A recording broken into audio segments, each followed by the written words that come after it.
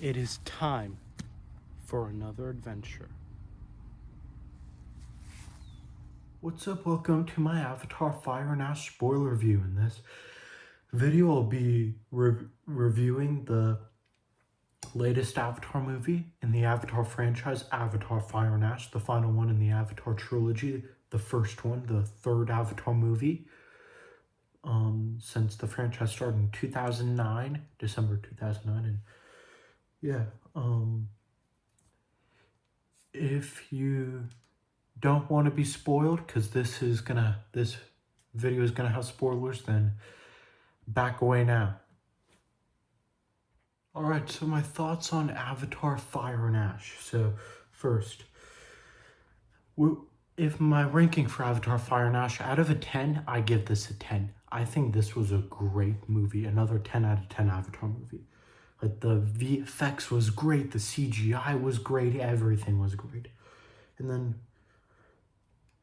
for my plot prediction, some of my plot predictions came correct. Like, Quaritch manipulating the Fire Tribe by convincing him that he was trying to save Pandora. He kind of did that. Like, when he met Varang, he kind of manipulated them. Yeah. And then also the big battle between the tribes at the end, that was something else I got correct. That was one of the things I was really wanting to get correct. And it was one of the things that out of all of them, I thought, like, yeah, I'm gonna get this correct. Yeah. But also, like, the movie, like, I really like how they handled the grief in the aftermath of Neteyam's death. Like, the beginning of the movie opening with Loak and like all of them, and with the Solis connecting to Awa to see Neteyam. That'd be pretty. That was like pretty cool to see. It was very emotional to see, but also pretty cool to see. Yeah. And then like also like seeing like Quaritch, like more of Quaritch. Quaritch was pretty cool in the movie. Like, I really liked his story in the movie. And also Quaritch kind of gave a hint to who Spider's mother is. And based on the hint, I think Grace was Spider's mother. So I think Grace and Kiri could be siblings still. Yeah. And even though the revelation that Kiri was made by Awa, that was like so cool. Like, probably the biggest scene of Avatar Fire and Ash. And the scene in that reveal, it was kind of like the Chosen One in Star Wars, in the prequels, like where Anakin was made from the Force, was conceived by the Force. Kiri was conceived by Awa. It got, like, the connection, it's pretty cool. Yeah. Like, I really like how James Cameron was inspired by Star Wars, probably. That's pretty cool. Yeah. And then like Avatar Fire and Ash was a great closeout to this Avatar trilogy. And like, yeah, I loved it. It's such a great movie. And also Garvin helping Jake, that was pretty cool because it showed that more of the humans are starting to side with the Na'vi, which I think that's build up, which is going to be pretty cool to see in the next Avatar trilogy, because I don't think Avatar 5 will be the final Avatar movie. And then also seeing Parker again from the first Avatar movie, I really liked it. I was like, that's pretty cool, yeah. And then also Spider being able to not have a mask on Pandora, being able to breathe the Pandoran air, I like, that was so cool. That was one of the biggest parts of the movie. I was like cheering when that happened. I mean, for a second I thought Spider was gonna die, but when he came back, I was like, yeah, he's back.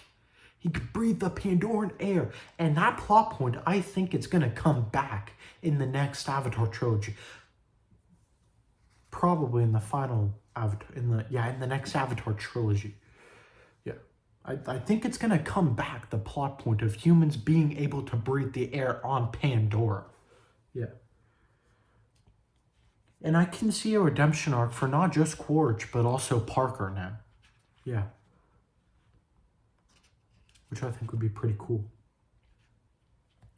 And for what I think the next Avatar trilogy will be, I think, yeah, Avatar 4 comes out December 2029. I think it'll be titled Avatar the Tolkien Rider.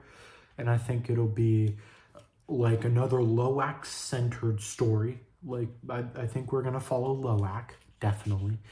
And we're going to see him and, like, his connection to Pycon and, like, also, like the connection, like from Avatar Fire and Ash, like at the end of the movie where like Jake finally regained his trust in Loak. That was pretty cool. I think that's gonna really improve in Avatar 4 if it's sort of Avatar the Tolkien Rider. Then I think Loak is gonna teach Jake the ways of the Tolkien. And I'm like in Avatar Fire and Ash, when the Tolkien changed their ways, that was so cool. Yeah. And like they trusted Loak and all like that was so cool. In the Water Tribe also trusted Loak. That was pretty cool too.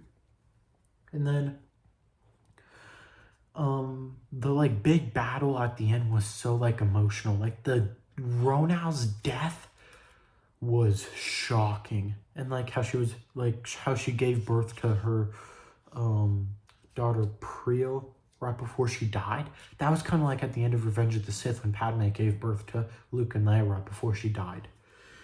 Like, Ronal's husband, the king of the Water Tribe, we're really going to see him grieve in Avatar 4. Really. And we're going to see, Avatar 4 is probably really going to follow him as much as it's probably going to follow Loak and the Tolkuns. And yeah, like, I think I could see him being one of the major characters in Avatar 4. Yeah. And also, the big one, do I think Quaritch is still alive or do I think he died when he fell off that cliff? I think Quaritch is still alive. I think Quaritch was saved by Varang. That's my theory. I think Avatar 4, before the 7-year time jump, that's going to be in the movie because they said they filmed the first act of the movie already. I think Avatar 4 is going to open with Varang rescuing Quaritch, which is going to be pretty cool to see. Yeah. Which I'm very excited to see. And then, so for, those, I think that's going to be pretty cool. And then Avatar 5 comes out December 2031. I think that's going to be titled Avatar the Seed Bearer. And I think it's going to be another, like, more Eywa, which, speaking of that, at the end of the movie when everybody on Pandora was connecting to Eywa, that was so cool to see. Yeah. Yeah.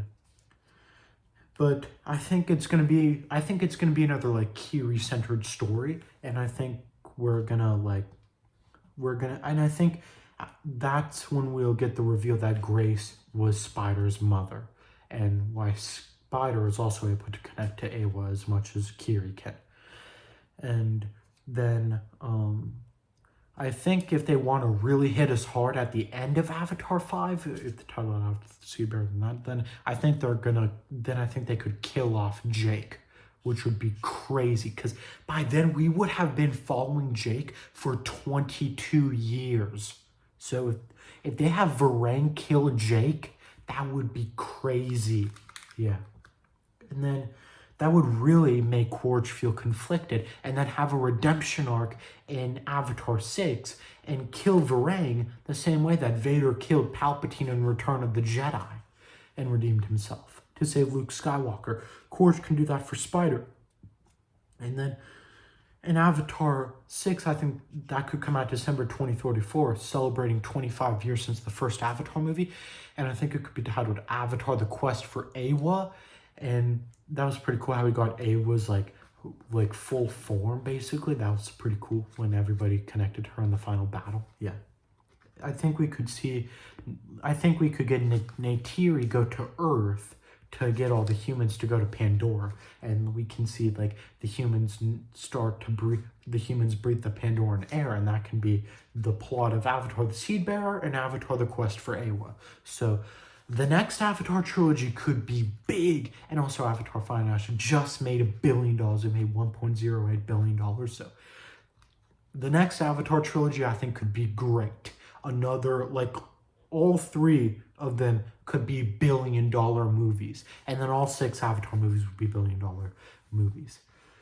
And then when we go back and rewatch all 6 Avatar movies, the entire Avatar saga, it could be one of the greatest franchises of all time. Up there with Star Wars, up there with the MCU, up there with DC, up there with The Lord of the Rings, up there with Harry Potter as well. Yeah. But, like, yeah. I really loved Avatar Fire and Ash, but yeah. Right now I'll do my closing and say bye. Right now I'll do my closing and say bye. Make sure to like, hit the notification bell, and subscribe. And I hope you guys really enjoyed this first spoiler review. My next one will be for SpongeBob: The Search for SquarePants. I'm really excited to do that one. But yeah, till next time, guys. Bye.